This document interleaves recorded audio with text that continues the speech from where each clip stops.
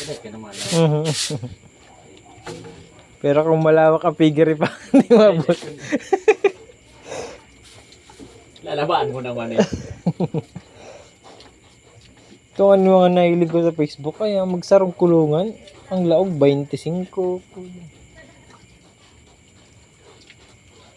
Tapos pag nakapabakal urig, 50 pidaso. 1,000,000 ang binta. Pero ang bawang kaya. Iba talaga ang dapat kung maataman ka talagang urig. Dapat talaga may puhunan. Good mata magagaling na good. May kuyan aray sa kagaraw. Yung mga haro na yan. Sigurado yung mareklamo yan ay. Saan talaga yung babae yan yun? Iba, takula talaga yung babae.